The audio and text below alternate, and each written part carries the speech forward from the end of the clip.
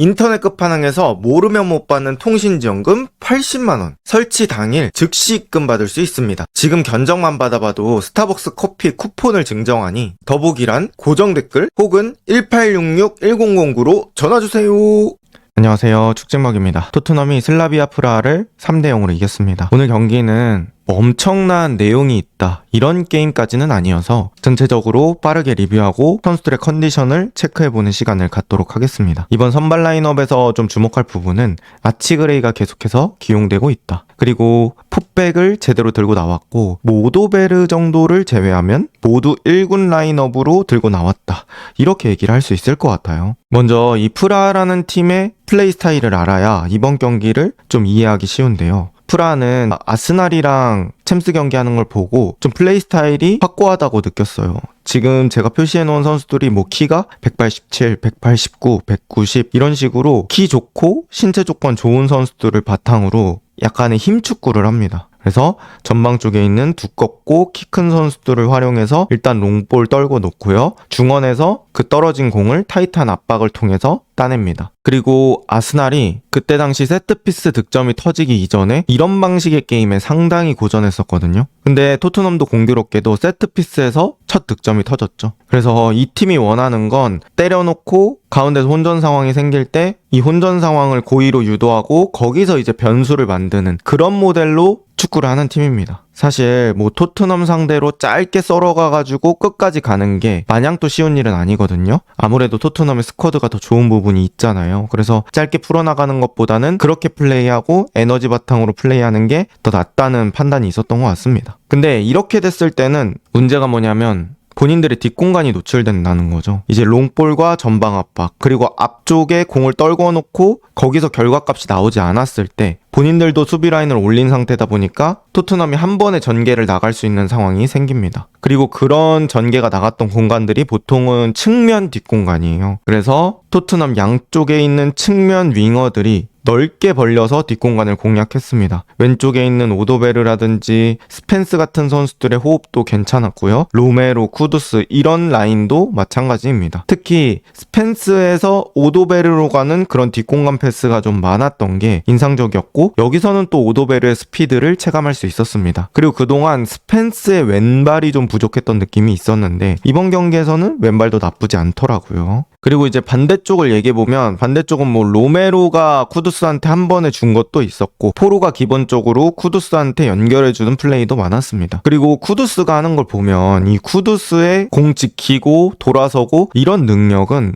지금 프라하의 저런 덩치 좋은 선수들 앞에서도 통한다는 거, 그런 것들을 좀 확인할 수 있었던 경기고, 쿠두스가 그래도 점점 전반기에 정점을 찍었던 그 폼으로 향해 가고 있는 듯한 느낌이 들었습니다. 그 다음 시몬스의 컨디션은 어땠을까요? 시몬스 역시 여전히 컨디션이 유지되어 있다, 저는 이렇게 표현드리고 싶고요. 무엇보다 체감되는 건 저는 볼 소유 능력이라고 느꼈어요. 시몬스가 브렌트포드전에 토트넘에 와서 가장 좋은 경기를 했잖아요. 거기서 빠른 스피드, 또 볼 지키는 거, 전진 능력 여러 가지를 보여줬었는데, 저는 시몬스가 여태까지 고전했던 이유가 사실 피지컬적으로 밀리는 부분 때문이라고 생각을 했거든요. 근데 오늘의 시몬스는 그런 피지컬적인 약점을 잘 버텨낸 듯한 모습이 있었습니다. 그러니까 넘어질 때도 당연히 있죠. 하지만 그 넘어질 때는 파울을 얻어내는 거, 그리고 넘어지지 않았을 때는 꽤 버티면서 지키고 다시 우리 팀한테 돌려줄 수 있다는 거, 이런 부분들이 시몬스의 저점을 높여주지 않나 싶습니다. 그리고 패스를 줄 때 주고 아닐 때는 좀 자기가 가져가주고 이런 부분들도 있고요. 롱패스의 정확도도 꽤 괜찮은 편이었던 것 같습니다. 그 다음 즉각 수비 가담도 나쁘지 않았거든요. 그러니까 시몬스가 자신의 터치가 길거나 우리 팀 동료의 그런 것들이 좀 길어졌을 때 발을 뻗어서 바로바로 커팅해주는 그런 능력들도 저는 좋게 봤어서 시몬스의 폼이 잘 살아있다, 이런 것들을 말씀드리고 싶었고요. 브렌트포드전도 끝나고 바로 수비해서 가져가서 넣은 골이잖아요. 그래서 확실히 그때 당시에 골을 넣었던 게 큰 도움이 되는 것 같습니다. 오늘도 PK로 한 골을 기록했고요. 그 다음 오도베르입니다. 오도베르는 1대1 돌파나 스피드, 몸의 가벼움 이런 거는 나쁘지 않았던 것 같아요. 특히나 이 초반에 히샬리송한테 엄청나게 좋은 공을 줘가지고 위협적인 장면을 만들어줄 때 2명 상대로 돌파를 또 성공하기도 했죠. 하지만 뭐 크로스의 엄청난 정확도 내지는 파괴력, 그러니까 뭐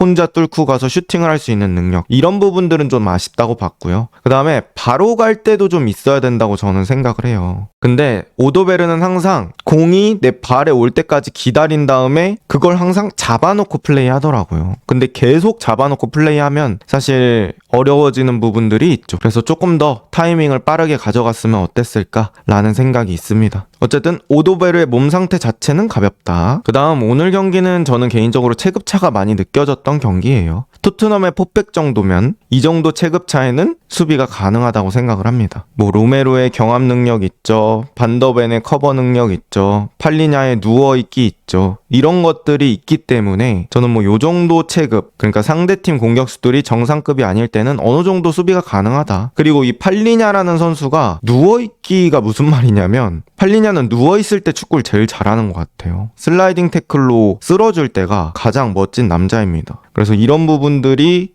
있기 때문에 포백 앞 보호도 꽤 빡세게 잘 되고 그 다음에 커버도 반더벤 로메로가 잘 해주기 때문에 결국엔 실점하지 않을 수 있는 것 같고요. 프라하의 마무리도 좀 잘 안 되는 느낌이 있었어요. 사실 프라하가 엄청 수준급 공격수를 보유하고 있는 건 아니다 보니까 나름 또 오픈 찬스가 있었음에도 결국엔 득점으로 연결하지 못했습니다. 그래서 이런 것들이 사실 체급 차이라고 볼 수 있잖아요. 상대의 공격은 무실점으로 막아내고 우리 공격은 뭐 오픈 플레이가 아니더라도 어떻게든 득점을 만들어내고, 그래서 토트넘이 또 나름 자신들의 체급을 보여줬던 그런 게임인 것 같습니다. 확실히 요새 토트넘 축구를 보면서 느끼는 건 에너지 관리가 정말 중요한 팀이다라는 걸 느꼈어요. 다른 모든 팀도 그렇지만 저는 토트넘은 더더욱 중요하다고 생각하거든요. 뭐 역습 과정에서 빠른 스피드 필요하죠. 미드필더들이 경합해줄 때 체력이 또 사용되죠. 또 수비 커버 상황에서 리커버리 속도가 나오느냐 안 나오느냐 이거 되게 중요하죠. 뭐 다른 팀들도 당연히 이런 부분 중요한데 토트넘은 완전히 공격에 또 포커스를 둔 축구는 아니기 때문에 이런 데서 좀 발로 뛰어서 커버를 해야 되는 부분들이 있고, 그런 부분들이 잘 될 때는 좋은 경기가 나옵니다. 그게 브렌트포드전이었죠. 오늘도 뭐 전술 자체는 저는 크게 바뀌었다고 생각하지는 않습니다. 그럼에도 에너지가 좀 살아있고 토트넘이 뭐 전술을 엄청나게 바꾼다기보다는 투입되는 선수들의 플레이 스타일에 따라서 또 변화가 있기 때문에 선발 선수로 좀 변화를 줘야 되지 않을까 싶습니다. 그리고 토트넘 뉴캐슬전 무승부가 컸습니다. 사실 뉴캐슬 원정이 되게 어려웠었는데 이걸 무승부로 만든 게 선수들의 사기나 토트넘의 팀 분위기에 매우 긍정적인 영향을 미친 것 같고요. 지금 토트넘 3경기 2승 1무로 또 좋은 흐름으로 바꿔내고 있습니다. 그리고 토트넘이 챔피언스 리그에서 꽤 잘하고 있어요. 챔피언스 리그 기준 홈 전승을 기록하고 있거든요. 비아레알, 코펜하겐, 슬라비아 프라 이런 세 팀을 이기게 됐는데, 물론 다른 팀에 비해서는 수월한 일정은 맞습니다. 하지만 모두 이기는 건 결코 쉽지 않죠. 그래서 또 토트넘이 이번 경기 승리로 인해서 또 한 번 다시 16강 직행을 노려볼 수도 있지 않을까? 라는 생각이 들었고요. 어쨌든 선수들의 몸 상태나 컨디션이 가벼워 보여서 이 안 좋은 분위기가 점점 줄어들고 있다는 게 토트넘한테는 가장 긍정적인 부분이라고 볼 수 있겠습니다. 여러분은 이 경기 어떻게 보셨나요? 이번 영상은 여기까지입니다. 좋은 하루 보내세요.